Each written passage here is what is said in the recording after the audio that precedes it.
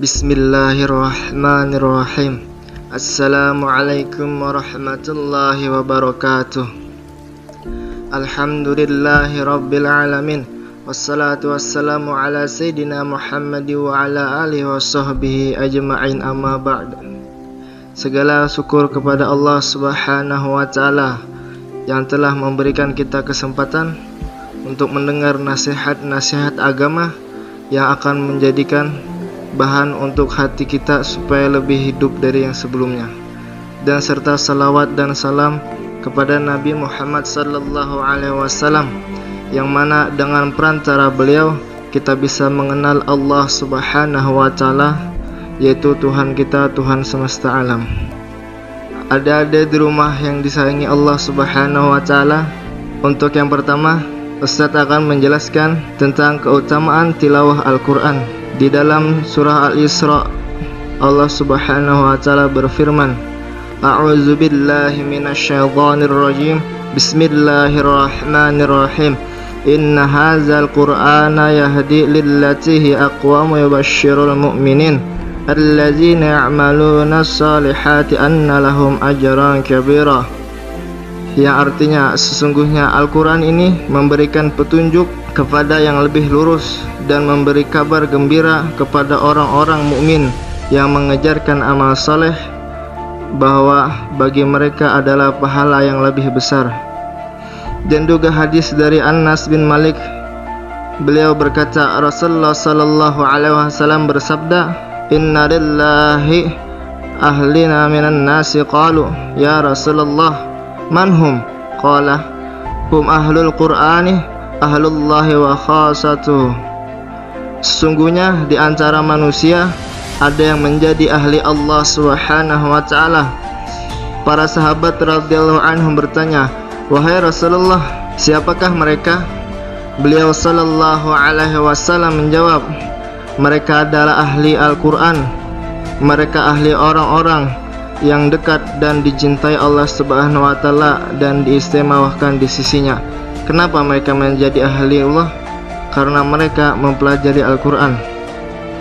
Dan juga disebutkan dari Malik bin Dinar As-Sami As-Sajid Abu Yahya Al-Basri Az-Zahid, Ya hamalatal Qur'ani maza za'ala Qur'anu fi qulubikum fa innal Qur'ana rabi'ul mu'minina kama annal ghaitha rabi'ul ardi fa inna Allah yunzilul ghaitha minas sama'i ilal ard fayusibul hasya fatakunu fihi al-jabbatu fala yamna'uha natanu mawdhi'iha anta hataru wa takhassaru wa tahsun faya hamalatal Qur'ani madza za'ala Qur'anu fi qulubikum ayna ashabu suratin madza alimtum fihima.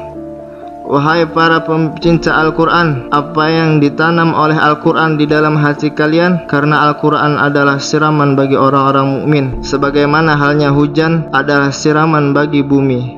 Sesungguhnya Allah subhanahu wa ta'ala menurunkan hujan dari langit ke bumi, lalu hujan itu menyiram kebun-kebun, lalu muncullah bijian-bijian padanya.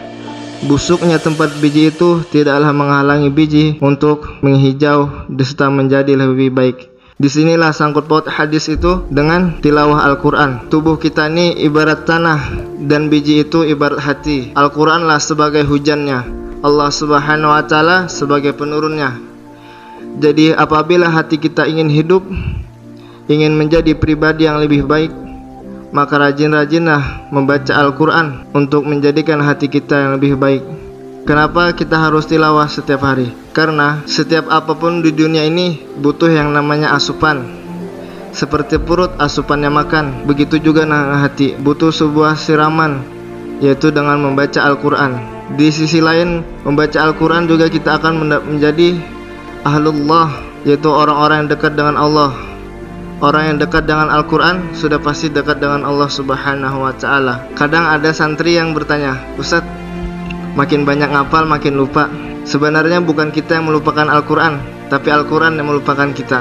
Pada hakikatnya kitalah yang membutuhkan Al-Quran, bukan Al-Quran yang membutuhkan kita. Hafalan hilang, itu sebenarnya Al-Quran menjauh karena kita tidak memegang Al-Quran itu dengan erat.